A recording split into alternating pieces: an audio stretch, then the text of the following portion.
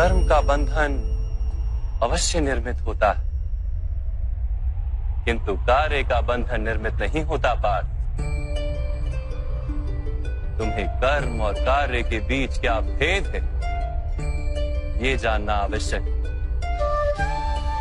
सभी कर्म कार्य, किंतु सभी कार्य कर्म नहीं।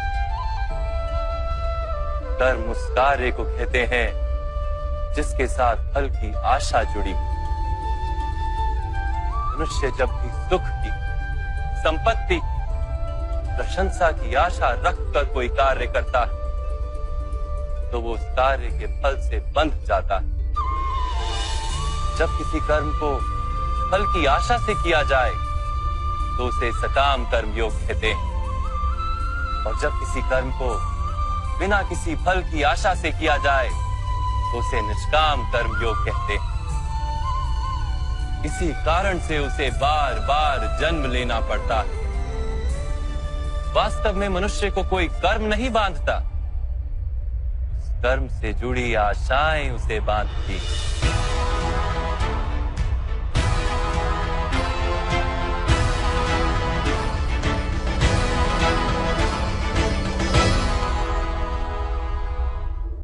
वास्तव में मनुष्य को कोई कर्म नहीं बांधता, उस कर्म से जुड़ी आशाएं उसे बांधती हैं। वो कैसे माधव?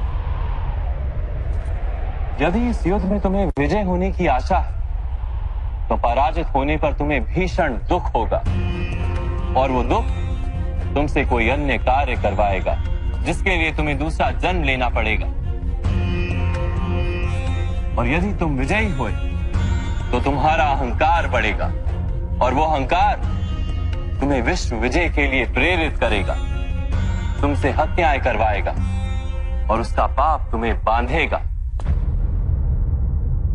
विचार करो, यदि तुम्हें इस युद्ध में ना विजय का मोह और ना पराजय का भय, तो इस युद्ध के अंत में तुम्हें सुख प्राप्त होगा या दुख प्राप्त होगा? ना सुख माधव, ना ही दुख। अर्थात तुम्हारा सुख, दुख, हताशा, निराशा, अहंकार युद्ध के कारण नहीं है। युद्ध के साथ तुमने जो आशाएं बांधी हुई हैं, उसके कारण है। क्या ये सत्य नहीं है पार्थ?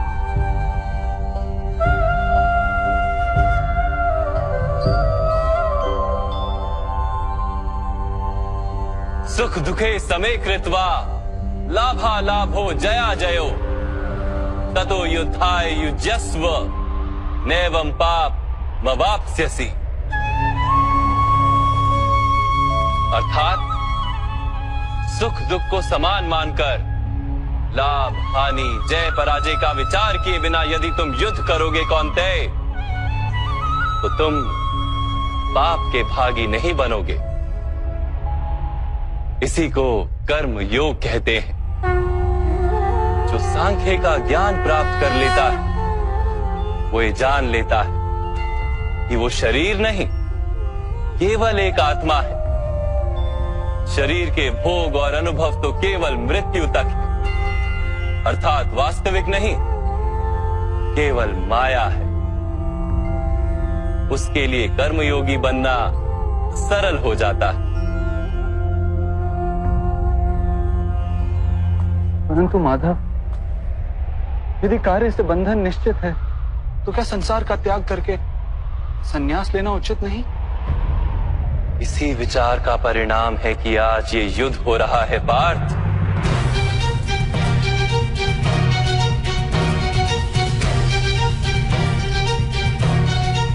विचार करो, जब सत्व गुण से भरे धर्म को जानने वाले लोग कर्मों का त्याग करते हैं, तब अधर्म से भरे लोग भी संसार को चलाते हैं।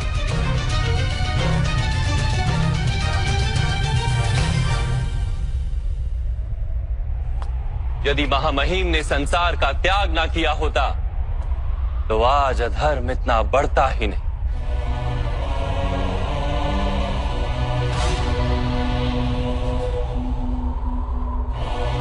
और तुम्हारे पिता ने यदि संन्यास ना लिया होता तो आज भ्राता युधिष्ठिर सुख से राज कर रहे होते।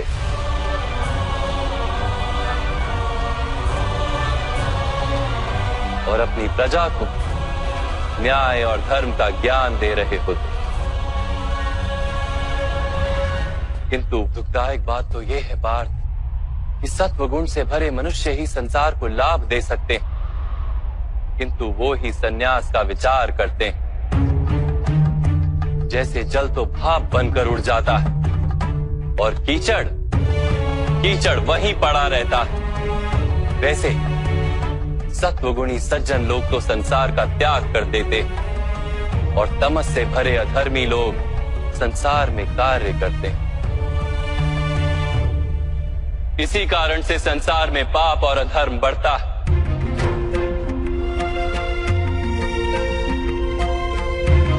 किंतु कर्मयोग इस विचित्र स्थिति से सारे संसार का रक्षण करता है। कर्मयोगी फल की आशा का त्याग करता है, किंतु कर्मों का त्याग नहीं करता। वो इसी संसार में रहता है, सन्यासी की भांति सारे कार्य करता है, किंतु उनमें लिप्त नहीं होता। कर्मयोगी अपनी संतानों से, स्वजनों से, अपनी प्रजा से कोई अपेक्षा या आशा नहीं रखता। स्वयं उसे संन्यास का लाभ होता है, किंतु समाज को संसारी की भांति लाभ देता। मनुष्य अपनी संतानों के सुख के लिए श्रम करता है माधव। अपनी संतान से सुख की अपेक्षा कैसे न रखे? मनुष्य अपनी संतानों के लिए जो भी करता है वो व्यापार है या प्रेम पार? प्रेम माधव। तो फिर अपने कार्यों के प्रति फल की इच्छा क्यों पार? भविष्य का लाभ तो व्यापार में देखा जाता है, प्रेम में नहीं। जो मनुष्य अपनी संतानों का चरित्र निर्माण उचित रूप से करता है, संतानों को प्रेम और धर्म के संस्कार देता है, उसकी संतानें भी मनुष्य को प्रेम और सुरक्षा अवश्य देती। संतानों के कर्म, स्वजनों के व्यवहार उनके कर्म है पार। और जब उनके कर्मों पर हमारा कोई अधिकार नहीं होता तो उनसे आशाएं और अपेक्षाएं रखने का क्या प्रयोजन? यदि गहन विचार करोगे पार्थ तो शीघ्र ही ये जान लोगे कि जीवन में ऐसा कोई कार्य नहीं है जिसके साथ आशाएं और अपेक्षाएं जोड़ना अनिवार्य हो। जब सृष्टि ही परमात्मा है और मनुष्य स्वयं परमात्मा का अंश है तो सारे कार्य परमात्मा ही करते हैं, मनुष्य स्वयं कुछ नहीं करता। यही कर्मयोग का मूल सिद्धांत है पार्थ।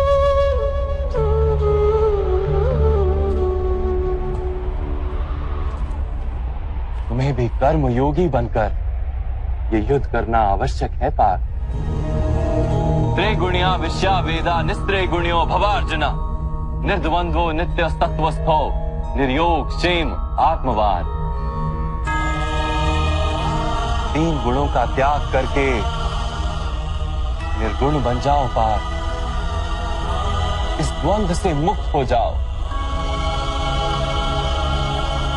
सदा सत्व अर्थात परमात्मा में बुद्धि लगाकर कर्तव्य का वहन करते रहो। कुछ प्राप्त करने की इच्छा और कुछ प्राप्त किए हुए का रक्षण करने का विचार त्याग दो पार्थ और अपनी आत्मा को स्वतंत्र कर।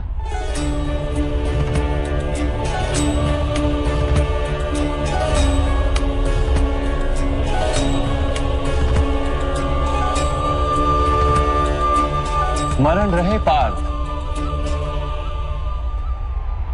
कर्मण्यवाधिकारस्ते मा फलेषु कदाचन मा कर्म फल हेतुर्भु मा ते संगोस्त्व कर्मणि। तुम्हारा अधिकार तो केवल कर्म करने का है, फल तो ईश्वर के हाथ में। इसलिए ना कर्म से भागना उचित है और ना ही कर्म के फल की आशा रखना उचित है।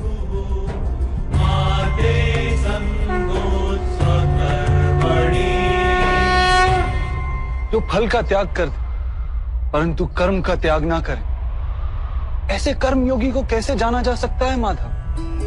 विश्या विनिवर्तन्ते निरहारस्य देहिनः रसवर्जम रसोप्यस्य परम दृष्ट्वा निवर्तते।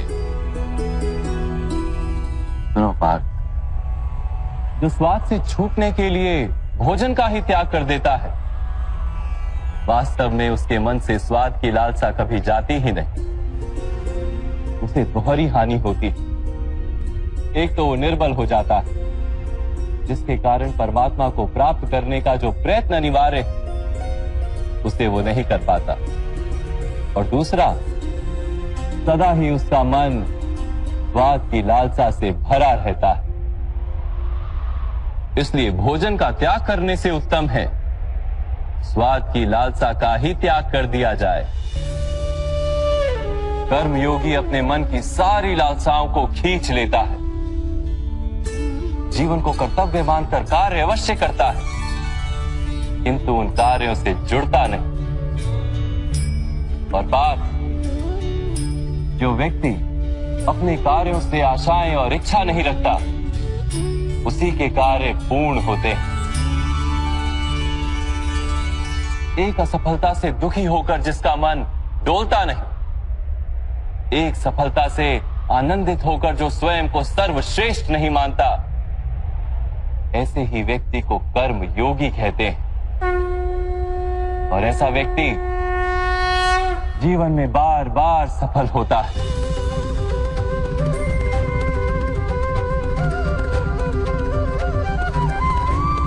ध्यायतो विषयान पुंसः संगस्तेषु पजायते संगात संजायते कामा कामात् क्रोधोऽभिजायते क्रोधात् भवति सम्मोहः सम्मोहात् स्मृति विभ्रमः स्मृति भ्रंशात् बुद्धिनाशो बुद्धिनाशात् प्रणश्यति।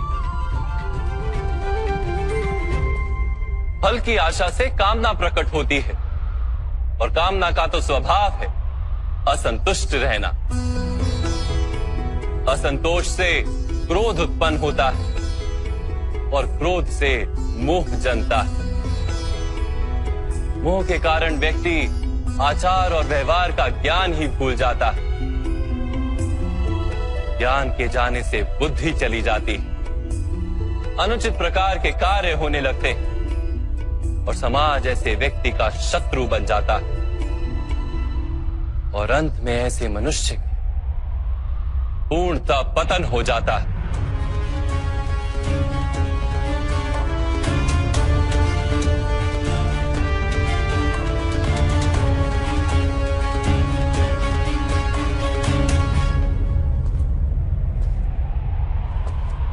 जैसे भ्राता दुर्योधन, उनके सेनापति महामहिम उनके ही शत्रु हैं, और तुम्हें विजय का आशीर्वाद दिया।